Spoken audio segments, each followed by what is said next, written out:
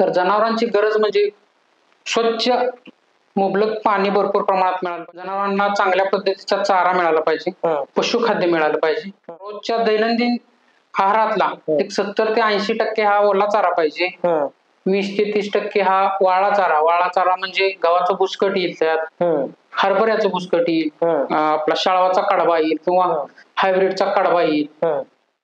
हे वाळ्यामध्ये. आणि ओला चारा म्हटलं तर मका, एकदल ह्याच्यात म्हटलं तर मका येईल, आपली ज्वारी येईल, नेपियर ग्रास येईल.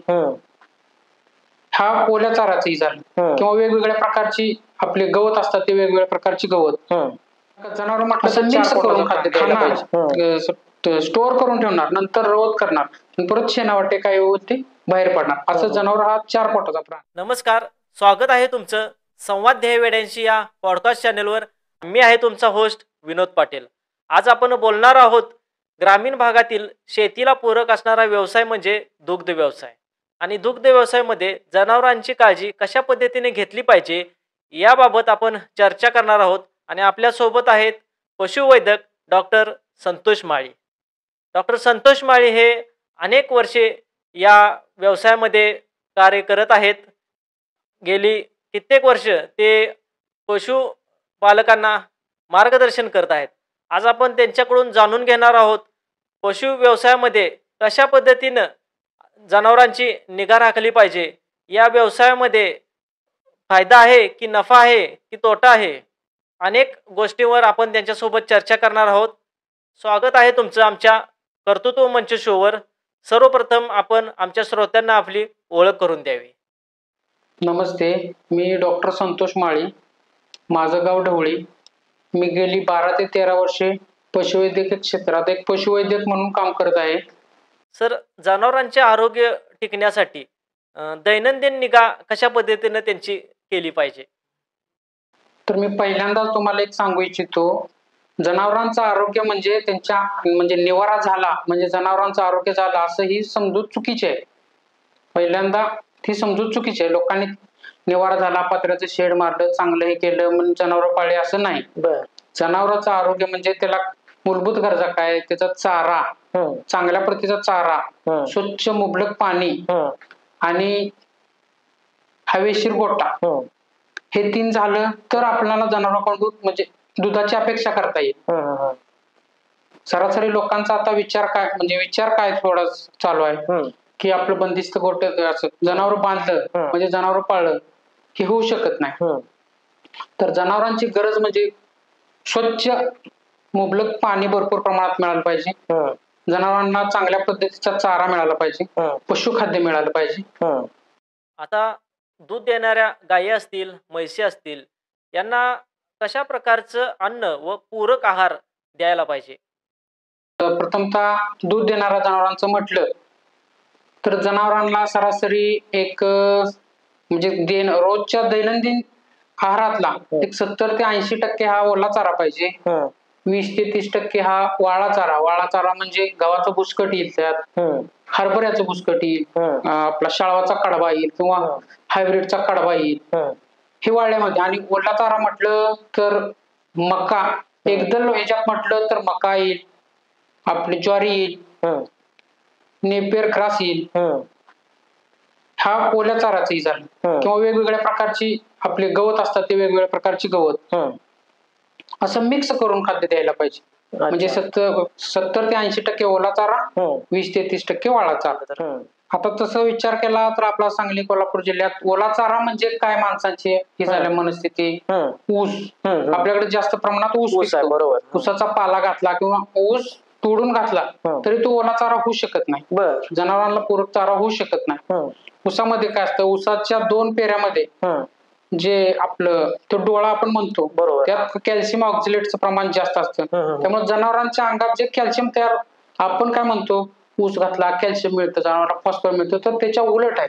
त्याचे कॅल्शियम ऑक्झलेट असल्यामुळे ते जनावरांच्या शरीरातलं कॅल्शियम कमी करायला मदत होते ऊसानं. ऊस कसा आपल्याला घालायचे 2 पेऱ्याचं जे मधलं हे आहे डोळा आहे तो तसं खाद्य नाही ते जनावरांचं. अच्छा. ते आपल्याला बियाणं वगैरे काय प्रक्रिया करायसाठीच त्याची गरज आहे जास्त. म्हणजे फक्त म्हणजे नर्सरीमध्ये वगैरे कांड्या वगैरे मिळतात, अशा पद्धतीचा चारा उपयोगी आहे का? तशा प्रकारचा चारा, जनावरांचा चारा म्हणजे काय, ते जनावरांच्या पोटात जाऊन ते चोथा झाला पाहिजे, त्याची रवत चोथा झाली पाहिजे. चोथा झाल्याशिवाय रवत होत नाही. जनावर म्हणजे पटकन खाऊन त्याचा काय उपयोग होत नाही, त्याच्या शरीराला काय उपयोग नाही. कारण का जनावर म्हटलं तर 4 पोटाचा प्राणी आहे. खाणार, रवत करणार, नंतर म्हणजे खाणार, स्टोअर करून ठेवणार, नंतर रवत करणार, परत शेणावाटे काय होते बाहेर पडणार. असं जनावर हा 4 पोटाचा प्राणी आहे. जनावरांना वेळेवर लसीकरण देणे का गरजेचं आहे बरं? तर त्याचं लसीकरणाचं महत्व आता संकरित जनावरांना किंवा मोरा म्हशींना लसीकरण करणं का गरज आहे, तर शक्यतो लसीकरण कोणत्या वेळेत करावं, तर आता जंताचं जर जंत निर्मूलन करायचं म्हटलं तर वर्षातून मोठ्या जनावरांचं कमीत कमी 2 वेळा जंत निर्मूलन केलं पाहिजे. म्हणजे पावसाळा सुरू होण्याच्या आधी आणि पावसाळा संपल्यानंतर. त्याचबरोबर जनावरांचं लसीकरण पण, जनावरांत महत्वाचे आजार, संसर्गिक आजार कुठले आहेत, संसर्गजन्य आजार, तर लाळ खुरकत, सप्टेंबर ऑक्टोबर मध्ये येणारा लाळ खुरकत रोग, भयंकर लाळ खुरकत रोगात भयंकर हानी झालेली आहे. काही काही लोकांनी म्हणजे गोटे बंद केलेले त्या ह्याच्यात, त्यावेळी दगावण्याची शक्यता पण जास्त असते. त्याचबरोबर आता या 2-3 वर्षात आपल्या लंपी रोगानं पण प्रादुर्भाव माजलेला आहे. बरोबर. मग त्या संकरित गायला त्याचा परिणाम कोणाला जास्त होतो, तो संकरित गाय वर्गात लंपी रोगाचा प्रादुर्भाव जास्त होतो. तर शक्यतो जून जुलै मध्ये लंपी रोगाचं लसीकरण करून घ्यावं. लंपी किंवा म्हशीमध्ये घटसर्प, फऱ्या, आणि सप्टेंबर ऑक्टोबरच्या दरम्यान लाळ रोगाचं लसीकरण करून घ्यावं. आणि वर्षातून 2 वेळा म्हणजे लसीकरणाच्या आधी, लसीकरण समजा आता ह्यावेळी चालू आहे, आता कसं असतं नियोजन लसीकरणाचं, प्रत्येक गावात वेगवेगळे दवाखाने आहेत. मग दवाखान्यामध्ये लसीकरण काय असं रोज एक थोडं थोडं टुचून असं काय त्याचा उपयोग होत नसतो. लसीकरण झालं तर समजा आता एक आपलं गाव तर कमीत कमी 5 दिवस 6 दिवसात पूर्ण गावाचं लसीकरण झालं, त्या गावच्या जनावरांचं लसीकरण झालं पाहिजे, वेळेत झालं पाहिजे. एका वेळी इम्युनिटी पॉवर त्यांची तयार झाली पाहिजे. बरोबर. आज लस टुचली तर काय लगेच त्याची इम्युनिटी पॉवर होत नाही, त्यासाठी कमीत कमी 21 दिवस गरजेचं आहे. 21 दिवस इम्युनिटी पॉवर त्याची अंगात तयार व्हायला 21 दिवस लागतात. जून जुलै मध्ये, मे जून मध्ये घटसर्प, फऱ्या, लंपी आत्ताच आलेलं म्हणजे संकरित गायमध्ये लंपीच. सप्टेंबर ऑक्टोबर मध्ये सरसकट गाय, म्हैस, बैल सगळ्याच्यात FMD म्हणजे लाळ खुरकत रोगाचं लसीकरण करून घ्यावं. शक्यतो लसीकरण करण्यामागचा उद्देश काय, जरी लसीकरण केलं किंवा आउटब्रेक, आता त्यावेळी कसं असतं एकाच वेळी होईल असं शक्य नाही. म्हणजे धरून चाला आपल्या गावची जनावर आहेत 2000 धरून चाला, पण लोक नवीन जनावर पण खरेदी करतात. बरोबर. प्रत्येकाचे हे ना संसर्गजन्य आजाराला असं काय नसतं की ह्या जनावरांपासून म्हणजे आता त्याला लस दिल्याने होणार नाही, नवीन जनावर आपल्याला काय त्याची आयडिया कल्पना नाही. आणि एवढं आपण टेक्नॉलॉजी पुढे गेली नाही की तिथपर्यंत ही व्हावं. लसीकरणाचं म्हटलं तर महाराष्ट्र शासनाकडे भरपूर प्रमाणात लस, आणि त्यांच्या महाराष्ट्र शासनामार्फत करून घेतलेलं का चांगलं की कमी बजेट म्हणजे किंवा कमी किमतीत ते लसीकरण होऊ शकतं. जर आपण प्रायव्हेट करायचं म्हटलं, संघामार्फत करायचं म्हटलं तर त्याचे चार्जेस जास्त आहे. शासनाकडून केलेलं कधी चांगलं, थोड्याफार पैशात शासनाकडून लसीकरण होऊन जातं. आणि वेळेवर सर्व शेतकऱ्यांनी लसीकरण करणं हे खूप महत्त्वाचं. लोकांनी जागृत होऊन लोकांनी त्याचं गांभीर्य लक्षात घेऊन त्यावेळी म्हणजे डॉक्टर येतात पण त्यांना कॉपरेट करून ते लसीकरण करून घेतलं पाहिजे. थोडंफार शुल्क असतंय, थोडंफार हे करून ते करूनच घेतलं पाहिजे. बरोबर. वेळेवर लक्ष देणं हे गरजेचं आहे, काळाची गरज आहे. सर, गाभण काळातील जनावरांची म्हणजे भाकड काळामध्ये त्यांची निगा कशा पद्धतीनं राखली पाहिजे किंवा त्यांना अन्न व पूरक आहार कशा पद्धतीनं दिला पाहिजे? आता गाभण काळामध्ये म्हणजे कसं, आता गायला समजा गाय धरली तर एक 7 ते 8 महिन्यात, 7व्या महिन्यात तिला आठवतात. बरोबर. मग गाभण काळ म्हणजे कुठला, भाकडचा काळ, तो अत्यंत महत्वाचा काळ आहे. बर. एक सुवर्ण काळ म्हटला तर चालेल. आपली मानसिकता कशी आहे आता आपल्या गाव लेवल शेतकऱ्यांची की गाय गाभण आहे, आता दूध द्यायची बंद झाली, तिला काय पशुखाद्याचा खर्च जास्त होतो त्यामुळे पशुखाद्य वगैरे घालायचं बंद करायचं, वैरणच आहे माझी चांगली वैरण भरपूर खाते. पण तसं न करता समजा तिचा मेंटेनन्स गाय किंवा म्हैस शेवटच्या 2-3 महिन्यात तिच्या गाय जी गाभण आहे ती कसं तिचं म्हणजे तिचा जीवनकाळ कसा असतो, तिच्या बाळाला पहिला जे खाते तिच्या बाळाला मिळतं, बाळापासून बाळाला हे करून राहिलेलं नंतर ती तिच्या शरीरासाठी तिचा उपयोग होतो. बरोबर. हा. त्यामुळे तिच्या शरीर पोषणासाठी म्हटलं तर एक 1.5 ते 2 किलो पशुखाद्य हे दररोज तिला दिलंच पाहिजे. म्हणजे ह्या वय आपले चारा देतो, ओला चारा, सुका चारा, या व्यतिरिक्त वेगवेगळं म्हणजे तिला खनिज मिश्रण म्हटलं तर मिनरल मिक्सचर हे कंटिन्यू दिलं पाहिजे गाभण याच्यात जास्त. अच्छा. आणि शेवटच्या समजा ते आता वेळेला आता 10-15 दिवस अवकाश आहे, तर तिला असं व्यवस्थित एक ठिकाणी चांगली जागा करून भरपूर असं पाल्याचा वगैरे आच्छादन करून मऊ गादीसारखं तिला वातावरण केलं पाहिजे, जेणेकरून तिला उठता बसता काही त्रास होणे किंवा विताना तिच्या वेन चालू झाल्या तर तिला त्रास होणे, ही जी काळजी लोकांनी घेतली पाहिजे. काळातील लागवड आणि भाकड काळात त्याला तिला जास्त कशाची गरज आहे तर आपल्याला प्रोटीन्सची गरज आहे. प्रोटीन्स, कारण का ती त्यावेळी दूध देत नसते, तर तिला एका वेळी 2 जीव जगवायचे, एका वेळी 2 जीव जगवायचे असतात तिला. बरोबर. त्यामुळे तिला प्रोटीन्स वगैरे प्रोटीनची गरज जास्त आहे. म्हणजे प्रोटीन युक्त खाद्य तिला देणं अत्यंत महत्त्वाचं आहे. आता बऱ्यापैकी संकरित गायी आहेत आणि या गायींच्या मध्ये अचानक दुधाचं प्रमाण घटलं जातं, तर याचं कारण काय आहे बरं? कशामुळे असं होतं? अचानक दूध कमी यायचं कारण म्हणजे जनावर विल्यानंतर, समजा जनावर विलं तिचा 3 महिन्यापर्यंत कसा असतो पीक पिरियड, म्हणजे त्यावेळी कंटिन्यू एकसारखं दूध तिचं चालू असतं. अच्छा. म्हणजे समजा 20 लिटर देत असली तर कंटिन्यू 3 महिन्यापर्यंत तिचं 20 लिटर होऊ शकतं.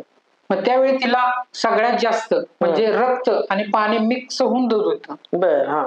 रक्त आणि पाणी मिक्स होऊन दुधाची निर्मिती होते. मग त्यासाठी तिला काय पाहिजे आपल्याला, म्हणजे त्यासाठी पूरक खाद्य, जीवनसत्व, मिनरल, खनिजे, क्षार सगळं तिला आवश्यक आहे. मग आपलं काय होतं त्यावेळी जनावर व्यायलं, समजा ती काय व्यायली, व्यायल्यावर समजा नैसर्गिकरित्या काय तिची वार नाही पडली किंवा गर्भाशयात घाण राहिली, तर जनावरांचं दूध कमी होऊ शकतं. त्यासाठी काय केलं पाहिजे, समजा जनावर व्यायल्यानंतर एक तिला गुळ हा कंटिन्यू दिलाच पाहिजे 4-5 दिवस. गुळ किंवा वेगवेगळ्या आपले हळी वगैरे ते सगळ्याची एक खीर करून दिली पाहिजे, जेणेकरून काय होईल जनावरांचं गर्भाशय चांगलं होईल. म्हणजे व्यायल्यानंतर जनावरांचं गर्भाशय आणि दूध हे दोन विरुद्ध आहेत. दोन्ही विरुद्ध बाजू आहेत. गर्भाशयात घाण राहिली तर दुधाचा प्रॉब्लेम आहे, दुधाचा प्रॉब्लेम गर्भाशयात घाण राहिली तर दुधाचा प्रॉब्लेम आहे. त्यामुळे पुढे सगळंच प्रॉब्लेम चालू होणार. त्यासाठी त्या गर्भाशयावर आधी लक्ष देणे गरजेचं आहे. किंवा त्यासाठी समजा वेगवेगळे कॅल्शियम मिळतात, किंवा आपण कॅल्शियम म्हणून जरी चुन्याचे निवळीचा वापर केला तर सगळ्यात चांगला. अच्छा. सगळ्यात स्वस्त आणि चांगला उपाय कॅल्शियम आपली चुन्याची निवळी. त्याचं प्रमाण वगैरे कसं असतं? चुन्याची निवळी समजा आपली एक धरून चाला, एक उदाहरणार्थ एक 5 जनावर आहेत, एक 5 किलो चुना घेतला, ती चुन्याची निवळी म्हणजे तो चुना आपल्या मातीच्या गाडग्यात चुना भिजवत ठेवायचा. त्याचे समजा एक 5 किलो चुना तो भिजून जे त्याच्यावर एक 4 बोट पाण्याचा थर आला पाहिजे. एक पाण्याचा 4 बोट असा थर आला पाहिजे. मग जर आपण ज्यावेळी काढणार आहे प्रत्येकाला 100 ml या प्रमाणावर रोज चुन्याची निवळी द्यायची. कॅल्शियमचं बऱ्यापैकी रिक्वायरमेंट त्या चुन्याच्या निवळीतून मिळते. अच्छा. आणि तसा चुना तो समजा आपण वापरून बऱ्यापैकी 15-20 दिवस वापरला तर राहिलेला चुना आपल्याला जनावरांची गोट्याची गव्हाण असते किंवा साईडच्या भिंती असतात त्याला लावण्यासाठी त्याचा चांगला वापर होतो. दुहेरी उपयोग होतो. भिंतीला लावल्यामुळे गोचीड, पिसवा, वेगवेगळ्या कीटकापासून त्याचं रक्षण होतं. किंवा जनावरांच्या गव्हाणीला लावला तर कॅल्शियमचं प्रमाण चांगलं होतं. गव्हाणीत समजा घाण वगैरे असली, कीड वगैरे सगळं स्वच्छ निर्जंतुकीकरण, थोडक्यात निर्जंतुकीकरण होत नाही. कमीत कमी 15 ते 20 दिवस चुन्याची निवळी करून वापरले तर चालू शकते. काही अडचण नाही. चून खडे असते त्यामुळे ते खराब व्हायचं काय त्याचं जास्त नाही, किंवा जास्त झाला कमी झाला जनावरांच्या आरोग्यावर काही परिणाम होत नाही. अच्छा. किंवा वेळोवेळी समजा ते गायला म्हणजे मस्टायटिस वगैरे झाला तर त्यावेळी सुद्धा औषध म्हणून त्याचा वापर करता येतो चुन्याचा. सर, जनावरांचे आरोग्य टिकण्यासाठी दैनंदिन निगा कशा पद्धतीने त्यांची केली पाहिजे? आपल्या म्हणजे शेतकऱ्यांची मानसिकता काय आहे, वैरण घातली, ऊसाची घातली, पाला घातला म्हणजे त्याचं झालं, पोट भरलं म्हणजे त्याला काय सगळं मिळणार नाही. बरोबर. कॅल्शियम, फॉस्फरस, सगळी जीवनसत्वे, मिनरल्स वगैरे मिळाल्याशिवाय दूध मिळणार नाही. आणि त्या मिनरल्स कमी पडल्यामुळे दुधाची क्वालिटी येणार नाही आपल्याला. त्यासाठी आपल्याला काय तर सुका चारा, ओला चारा, त्याचबरोबर मिनरल मिक्सचर, हे सगळं मिक्स करून त्याला रोज द्यायलाच पाहिजे जनावराला खाद्य. म्हणजे कमीत कमी एका जनावराला 20 ते 25 किलो ओला चारा, 5 ते 6 किलो सुका चारा, 100 ग्रॅम मिनरल मिक्सचर, एक धरून 25 ग्रॅम खायचा सोडा, सगळं मिक्स करून TMR करून त्याला दिलं तर अति उत्कृष्ट सगळ्यात चांगलं पूरक खाद्य दिवसाचं त्याला. कमीत कमी म्हणजे समजा जनावरांचं कसं 1-2च वेळ वैरण त्याला दिली पाहिजे. म्हणजे 2च वेळ ते अतिशय महत्वाचं. म्हणजे 2 वेळ दिले का द्यायची, तर त्यांना जास्तीत जास्त वेळ कमीत कमी 8 ते 9 तास दिवसाचा, 8 ते संध्याकाळचा भरपूर वेळ मिळतो त्यांना रवंत करायला. पण दिवसाचं कसं असतं, लोक जास्त प्रमाणात आपलं येणं जाणं असतं गोट्यावर, त्यामुळे त्यांना रवतीचा वेळ का एकदम कमी मिळतो. रवत झाल्याशिवाय जनावरांचं कुठली पुढची प्रोसेस चांगली होत नाही. जेवढं रवत जास्त होईल तेवढी सगळं दुधाची क्वालिटी येणार, शेणाची क्वालिटी येणार, जनावर निरोगी राहणार. त्यासाठी सकाळी एक टाइम आणि संध्याकाळी 2च टाइम जनावरांना चारा टाका. चारा पशुखाद्य पण 2च वेळ द्यायचं. पशुखाद्याचं प्रमाण पण समजा व्यालेलं जनावर त्याच्या शरीरासाठी 1 ते 1.5 किलो आणि 1 लिटरला समजा 20 लिटर दूध आहे, लिटरला 300 ते 400 ग्रॅम प्रमाणे पशुखाद्य दिलं पाहिजे. अच्छा. मग समजा 20 लिटर गाय दूध त्यात 3 किलो खाद्य घालता येतं. किती दिवस त्यामुळे ती जनावर 1 महिनाभर दूध देते, त्याच्या अंगात पॉवर आहे तोपर्यंत देईल. बरोबर. नंतर तिची रोगप्रतिकार शक्ती कमी झाल्यावर मग ती वेगवेगळ्या आजाराला बळी पडते. आता पाण्याचं प्रमाण म्हटला तर तसं जनावरांना पाणी दूध काढायच्या आधी जनावरांना 24 तास मुबलक आणि चांगलं स्वच्छ पाणी हवं. स्वच्छ पाणी म्हणजे कसं, जरी आपण गेलं तरी आपण पिलं पाहिजे ते पाणी, असं स्वच्छ पाणी त्यांना दिलं पाहिजे. बरोबर. जनावरांना भरपूर प्रमाणात 24 तास पाणी दिलं पाहिजे. ते आरोग्याच्या दृष्टीने एक चांगला आहे ते. पशुखाद्य वगैरे म्हणजे धार काढल्यानंतर जनावर समजा धार काढायची, आता दूध काढायच्या अगोदर पशुखाद्य हे दिलंच पाहिजे. दूध काढल्यानंतर आपलं वैरण म्हणजे खाद्य चारा दिला तर चांगलं. का तर दूध काढलं तर कमीत कमी अर्धा तास ती गाय किंवा म्हैस बसली नाही पाहिजे. बरोबर. अच्छा. ती उभी राहिली पाहिजे. का तर त्यावेळी पूर्ण सडाचे बरोबर दूध काढल्यामुळे मोकळे हे असतात, त्यातनं कधी जंतू संसर्ग होऊ शकतो. जंतू संसर्ग गेला किंवा बसली ते काय ओलसर असतं धाराच्या वेळी, बरोबर, बसली तर तिला वेगवेगळे कासेचे आजार होऊ शकतात जास्त. आता विशेषतः जनावरांची, गायी असतील म्हशी असतील, यांची उन्हाळ्यामध्ये आणि पावसाळ्यामध्ये कशा पद्धतीने काळजी घेतली पाहिजे? पावसाळ्यात जनावरांना काळजी घेतली पाहिजे म्हणजे पाऊस मोठ्या प्रमाणात असतो, ती जास्त भिजली नाही पाहिजे, चिखलात गेली नाही पाहिजे. म्हणजे बंद शक्यतो ऊन वारा पाऊस निवारा झालाच पाहिजे त्याला. निवारा म्हणजे काय असे 4 खोली किंवा अशी पत्र्यात बांधून ठेवली पाहिजे असं नाही. जर असं पूर्ण पॅक करून ठेवलं तर ते जनावरांच्या आरोग्याला चांगलं नाही. आपण जसं राहतो तसं जनावर म्हणजे राहू शकत. बरोबर. माणूस जसा राहतो तसं जनावर त्यात ठेवणं ही चुकीचं आहे. थोडक्यात ग्रामीण भागातील शब्द की खेळतं वारं पाहिजे. खेळतं वारं पाहिजे, असं त्याचं वातावरण पाहिजे. एक जनरली गायी असतील म्हशी असतील यांना कोणकोणते आजार, एक सर्वसामान्य आजार कोणते आहेत बरं? तर सर्वसामान्य संकरित गाय म्हटलं तर सगळ्यात जास्त आजार त्याच्या काशीचा आजार म्हणजे मस्टाटिस आजार हा भयंकर. ज्यानं मस्टाटिस आजारावर म्हणजे ताबा मिळवला तो यशस्वी दूध उत्पादक झाला असं धरून चाल. डॉक्टरच गोट्यात यावा असं नाही, शेतकऱ्यांना पण बऱ्यापैकी त्याच्यावर हे केलं पाहिजे. त्यासाठी प्राथमिक उपचार पण असू शकतो, उपचार पण आहेत. असं काय नाही की मस्टायटिस झाला लगेच इंजेक्शन द्यावं किंवा त्यासाठी काय केलं पाहिजे. समजा दूध काढलं तर तिचे कास स्वच्छ, दूध काढल्यानंतर कास स्वच्छ धुतले, पूर्ण स्वच्छ धुवून त्याचं डिपिंग केलं पाहिजे. म्हणजे वेगवेगळे सोल्युशन मिळतात त्याने कासाचे म्हणजे त्याचे सड धुवून घेतले पाहिजे. संकरित गायमध्ये सगळ्यात जास्त रोग म्हटलं तर मस्टायटिसचा होऊ शकतो. साथीचे आजार हा किरकोळ थंडी ताप हा साथीच्या आजारापासून वाचवण्यासाठी आपण लसीकरण करून घेणे अत्यंत महत्वाचं आहे. आणि हे जर आजार म्हटलं शारीरिक आजार, मस्टायटिस म्हणा किंवा गर्भाशयातील संक्रमण म्हणा किंवा गर्भाशयात घाण होणे, ह्यासाठी शेतकऱ्यांना स्वतः लक्ष देऊन त्याची काळजी घेतली पाहिजे. म्हणजे लक्ष देऊन म्हणणं कसं, गाय व्याली तर तिचे 21 दिवसापर्यंत त्याच्या गर्भाशयातून घाण पडायला सुरुवात होते. ती घाण म्हणजे त्यात पण फरक आहे, लाल घाण पडते, पोहासारखे घाण पडते, पाण्यासारखे घाण पडते. ह्याकडे लक्ष दिलं पाहिजे. आणि वेळच्या वेळी समजा आता लहान मूल आणि जनावर ही एकच आहे, त्याला बोलता येत नाही, काय सांगता येतं, जनावराला काय सांगता येत नाही. आपण त्याच्या हालचालीवरनं निरीक्षण करून त्याचा रोग आहे, त्याला काय झाले हे आपण ओळखू शकतो. शेतकऱ्याचा 50 ते 60% सहभाग त्यात पाहिजे. अच्छा. तेवढी जागरूकता त्यांच्याकडे पाहिजे की बाबा माझ्या गायला असं आहे, मग डॉक्टरला बोलवलं पाहिजे, काय केलं पाहिजे, औषध सोडलं पाहिजे, त्याला काय दुसरं दिलं पाहिजे, सपोर्टिव्ह दिलं पाहिजे. ही सगळं शेतकऱ्यांच्या ह्याच्यावर अवलंबून. आता आपल्याकडे काय आहे, बऱ्यापैकी गोटे जास्त असले तर मिल्किंग मशीनचा वापर आणि ती काळाची गरज आहे. बरोबर आहे. कारण का माणसांचा, लोकांचा, कामगारांचा अभाव आपल्याकडे जास्त आहे. बरोबर. यांत्रिकीकरणाकडे शेवटी ते गेलंच पाहिजे. वेळेचं बंधन आहेच. मिल्किंग मशीनची सगळ्यात जास्त स्वच्छता अधिक केली पाहिजे. बर. जेवढं दूध चांगलं तेवढं नाशवंत पदार्थ, दुधाशिवाय दुधासारखा नाशवंत पदार्थ दुसरा नाही. बरोबर आहे. हजारो बॅक्टेरिया तयार होतात त्यात. हजारोच्या काही क्षणात लाखो होतात. बर.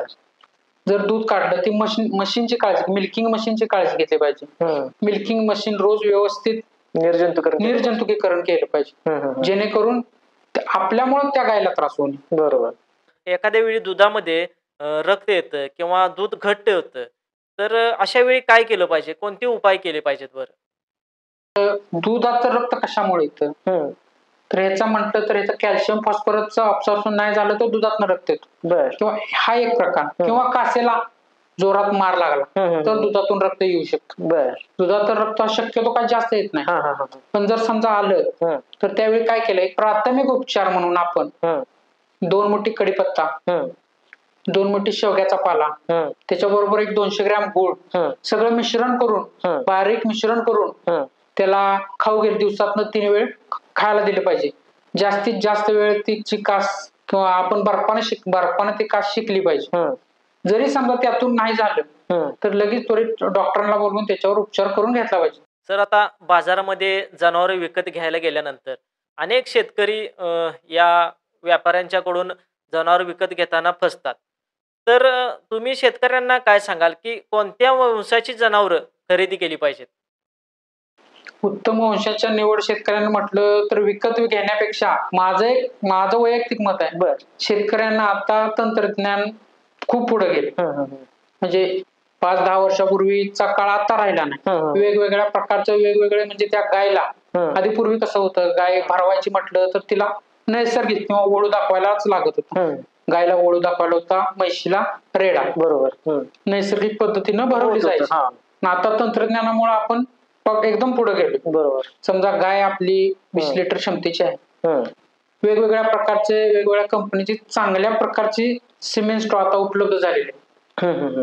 तर आपण चांगल्या प्रकारचं सिमेंट स्ट्रॉ भरवून किंवा ती सेक्स सिमेंट म्हणजे ती सिमेंट दिलं, ती गाभण राहिली तर तिला पाडी किंवा रेडीच होणार. ह्या प्रकारची टेक्निक वापरून स्वतः आपण वंशावळीची जनावर केलेली कधीही चांगली. समजा बाहेरून आणायची म्हटलं तर त्याची प्रथमतः शेतकऱ्याकडनं पूर्ण माहिती तर घेतलीच पाहिजे. तिचं किती दूध आहे, तिचं दूध किती आहे, फॅट किती आहे, बरोबर, कितव्या महिन्यात आपण गेले, सरासरी वर्षाचं दूध किती झालं. तर आता काय लेखाजोखा काय शेतकरी तसा शक्यतो जास्त ठेवत नाही. बऱ्यापैकी लोक आपलं तोंडी असते. जर दुसरं आपण स्वतः बघायचं म्हटलं तर तिची काशेची रचना बघितली पाहिजे, 4 साडाचं अंतर बघितलं पाहिजे, 4 साडाचं अंतर एकसारखं पाहिजे, कासेची रचना एकसारखी पाहिजे, किंवा ती पुढं कासेच्या पुढे दुधाची शिर असते ती एकसारखी फुगलेली असली पाहिजे. जनावर तंदुरुस्त पाहिजे. तंदुरुस्त म्हणजे त्याच्या कमीत कमी 2 बरकड्या तर तिच्या म्हटलं 2 बरकड्या एक दिसल्या पाहिजेत. एकदम तुस्त पण नको आहे, एकदम असं बारीक निकृष्ट पण नको आहे. तर ती निकृष्ट जनावर असेल तर त्याचा काहीतरी प्रॉब्लेम येऊ शकतोच आपल्याला व्यायच्या वेळी. दूध उत्पादन आपल्याला त्याच्याकडे काही मिळत नाही. सर, आता तुम्ही म्हणाला की बाजारातून जनावर विकत घेण्यापेक्षा घरीच एखादे कालवड असेल किंवा रेडी असेल तयार करून त्याचं संगोपन करून ती वाढवली पाहिजे. तर आमच्या शेतकरी बांधवांना तुम्ही काय सांगाल की कशा पद्धतीनं या लहान रेडे असतील किंवा पाडे असतील यांचं संगोपन कशा पद्धतीने केलं पाहिजे? बरोबर आहे. गाय किंवा म्हैस वियाली, समजा गायला पाडी झाली किंवा म्हैशीला रेडी झाली तर तिला पहिले 3 तास हा गोल्डन आवर असतो त्यांचा. म्हणजे सुवर्ण क्षण म्हटलं तरी चालेल. पहिल्या 3 तासात त्यांच्या वजनाच्या 10% म्हणजे कमीत कमी 2.5 ते 3 लिटर पहिला चीक हा त्या वासराला गेलाच पाहिजे. 2.5 ते 3 लिटर पहिला चीक हा वासराला त्या गेलाच पाहिजे. त्या गायचा पहिला चीक हा त्याच्या प्रोटीनचं प्रमाण सगळ्यात जास्त असतं. आणि तो चिक गेला की तिची रोगप्रतिकार शक्ती ऑटोमॅटिक तयार होते चांगली, वासराची किंवा पाडीची किंवा रेडीची. त्यासाठी तिला जंताचं औषध पहिले 5 महिन्यापर्यंत प्रत्येक महिन्याला, दुधाबरोबर सपोर्टिव्ह म्हटलं तर मिल्क रिप्लेसर दिले तरी चालते. दूध जर कमी असलं तर मिल्क रिप्लेसरचा वापर केला तरी चालतोय. पूरक टॉनिक मिळतं त्याला, त्या टॉनिकचा वापर केला तरी चालतोय. 3 महिन्यानंतर प्रत्येक त्याच्या वाढीसाठी त्याला काप पॅलेट म्हणून खाद्य मिळते, ती काप पॅलेट किंवा शेंग पेंड वापरले तर चालेल. किंवा आपलं घरगुती उपाय करायचं म्हटलं तर सोयाबीन भरपूर प्रमाणात आपल्याकडे, सोयाबीन मका भाजून दळून त्याचं पीठ तयार करून रोज 50-50 ग्रॅम वापरलं तरी चालते. त्यासारखं पूरक खाद्य कुठलं नाही, एवढी त्याची ग्रोथ होते जास्त. परत 6 महिन्याची पाडी झाल्यानंतर महिन्याला 3 महिन्यातनं एकदा जंतनाशक औषध. जंतनाशक औषध हे महत्वाचंच आहे. साथीचा रोग होऊ नये किंवा आपलं ब्रुसोलोसिस वगैरे रोगाचं हे असलं तर 3-3ऱ्या महिन्यात त्याची वॅक्सिन मिळतं, ते वॅक्सिन करून घेतलं तरीच एक चांगला आहे. Brucellosis, theileria vaccine. अंडी चारणं योग्य आहे. काय पैशाचा अभाव थोडंफार हे असलं, दूध म्हणजे दुधात सगळंच आहे, दुधापेक्षा जास्त प्रोटीन काय त्या अंड्यात वगैरे काय मिळत नाही. सपोर्टिव्ह आपण दूध जास्त असलं तर ती दुसरं काय द्यायची गरजच नाही. मिल्क रिप्लेसर दिले तरी चालते शक्यतो जास्त. सर्वात बेस्ट दूध सगळ्यात त्याला पूरक आहार आहे दूध. सर, आता दूध व्यवसायाचा आपण पाहता की खरंच तुम्ही म्हटल्याप्रमाणे दुधाचा दर आपल्या हातात नाही, पण दूध व्यवसाय टिकण्यासाठी शेतकऱ्यांनी कोणत्या पद्धतीनं काळजी घेतली पाहिजे? धंदा फायदेशीर होण्यासाठी प्रथमतः शेतकऱ्याची मनस्थिती झाली पाहिजे की आपण स्वतः राबलं पाहिजे त्यात, माझं म्हणून त्यात राबलं पाहिजे. जर कुठं नोकरीला कोणीकडे जायचं म्हटलं, आपलं भांडवल आहे, एक गाय घेणं म्हणजे आता स्वस्त नाही, म्हैस घेणं म्हणजे स्वस्त नाही. त्यांच्या किमती लाखाच्या घरात गेल्या आसपास धरून, म्हणजे 5 गाय किंवा 5 म्हशी असल्या तर 5-6 लाख रुपयाचा आपला बिझनेस आहे. तो बिझनेस म्हणूनच बघितलं पाहिजे त्याच्याकडे. त्यासाठी तिनं सकाळी 2 तास, संध्याकाळी 2 तास हा वेळ दिलाच पाहिजे. प्रत्येक जनावराला म्हणजे चाऱ्याची व्यवस्था ही शेतकऱ्यानं केलीच पाहिजे. ऊसाचा पाला किंवा ऊस म्हणजे चारा नाव. जमीन भरपूर असते, 3 ते 4 गुंठ एका जनावराला, 3 ते 4 गुंठ जमीन एका जनावराला वर्षभरासाठी चाऱ्यासाठी त्यानं पाहिजे. शेतकऱ्याने ही राखीव ठेवली पाहिजे. त्यात मका असेल, मका केला पाहिजे. ही झाली ओली वैरण, वर्षभर पुरणारी वाळली सुकी वैरण पण शेतकऱ्यांना साठवून ठेवली पाहिजे. कारण का आपल्याला फेब्रुवारी, मार्च, एप्रिल मध्ये कडबा भरपूर प्रमाणात मिळतो. गव्हाचं भुसकट मिळू शकतं, जेवढं भुसकट मिळेल तेवढं भुसकट एका जनावराला 2 टन याप्रमाणे 5 जनावर असली तर एक 10 टन भुसकट साठवून ठेवलं पाहिजे, जेणेकरून ते वर्षभर पुरेल. किंवा आता आपल्याकडे ऊस शेती भरपूर आहे, जमीन मोकळी आहे, त्या जमिनीत समजा मका वगैरे केला तर चांगल्या पद्धतीचा मका करून त्याचं मुरघास किंवा सायलेज पण कसं 80 ते 85 दिवसाचा मका चिकात ज्यावेळी येतो त्यावेळी त्या मकात पौष्टिक असतं जास्त, त्यावेळेचा मक्याचं सायलेज करून ठेवलं पाहिजे, जेणेकरून ते आपल्याला वर्षभर वैरण पुरेल. दूध धंदा कमी व्हायचं कारण काय, शेतकरी लोक कशासाठी करायला लागले, शेण काढायला लागते, वैरणीचा प्रॉब्लेम आहे, दिवसभर वैरण काढायला लागते. वर्षातून एकदा वैरण आपण साठवून ठेवली तर आपल्याला ते सहज आहे. सर, केंद्र सरकार असेल किंवा महाराष्ट्र सरकार असेल, अनेक शेतकऱ्यांना सरकारकडून योजना असतील, दुग्ध व्यवसायाला पण अनेक योजना आहेत, सबसिडी आहेत, तर या योजनांचा लाभ शेतकऱ्यांनी कशा पद्धतीने घेतला पाहिजे व त्याचा फॉर्म वगैरे कुठं भरला पाहिजे? सरकारी योजना जर आपल्याला घ्यायची असली तर आपल्या शेजारच्या पशुवैद्यकीय दवाखान्यात किंवा आपल्या दूध संस्थेचे संलग्न दूध संघ यांच्या अधिकाऱ्यांशी वेळोवेळी मार्गदर्शन करून भरपूर प्रकारच्या योजना आता आहेत सरकारच्या, त्याची माहिती आपल्याला मिळू शकते. सर, तुम्ही या ठिकाणी आमच्या कर्तृत्व मंच शोवर आलात, या ठिकाणी आल्यानंतर तुम्हाला कसं वाटते, काय भावना आहेत तुमच्या, किंवा शेतकऱ्यांना तुम्ही काय संदेश द्याल? कर्तृत्व युवा मंचच्या माध्यमातून मी लोकांना एवढंच सांगू इच्छितो की लोकांनी जास्तीत जास्त दूध धंद्याकडे वळावं आणि किफायतशीर दूध धंदा कसा होईल याकडे लक्ष देऊन आपण स्वतः त्यात लक्ष घालून दूध धंदा करावा, हीच माझं लोकांच्यापर्यंत ह्या युवा मंचच्या माध्यमातून सांगणं आहे. मी कर्तृत्व युवा मंचच्या माध्यमातून जे मला या मुलाखतीस आमंत्रित केलं, उत्तम तात्या व विनोद सरांचा मी शतशः आभारी आहे. धन्यवाद. डॉक्टर माळी सर, आपण अगदी सोप्या भाषेमध्ये पण आणि सर्वांना समजेल अशा भाषेमध्ये आपण मार्गदर्शन केलं आणि या ठिकाणी आपण आलात त्याबद्दल आपले मनपूर्वक धन्यवाद. शेवटी ऐकणाऱ्या सर्व शेतकरी बंधू भगिनींना मी एवढंच सांगू इच्छितो की जनावरांची काळजी घ्या. जर जनावरांची काळजी घेतली तर ते जनावरं तुम्हाला नक्कीच दुप्पट परतफेड करणार आहेत. त्यामुळं जनावरांची तुम्ही व्यवस्थित संगोपन करा, वेळेवर लसीकरण करा, आजारांकडे दुर्लक्ष करू नका. पुढील भागामध्ये आपण अशाच एका तज्ज्ञ व्यक्तीसोबत संवाद साधणार आहोत. तोपर्यंत ऐकत रहा संवाद ध्येयवेड्यांशी पॉडकास्ट चॅनल. धन्यवाद.